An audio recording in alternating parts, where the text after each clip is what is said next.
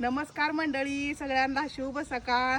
मी काय तुम्हाला सकाळ सकाळचा व्हिडिओ कसा टाकणार आहे तुम्हाला तर माहीतच असेल. बघा, नवीन वर्ष काय आपल्याला रोजचंच नवीन वर्ष आपण जर ठरवलं तर आपल्याला रोजचाच दिवस चांगला आहे.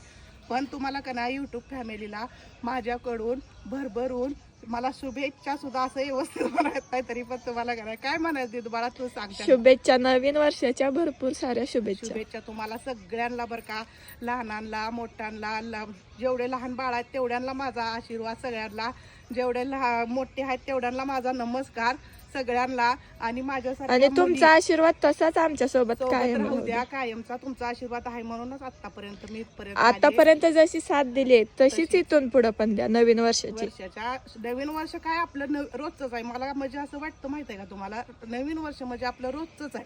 कारण की आपण रोजच आनंदाने राहायचं.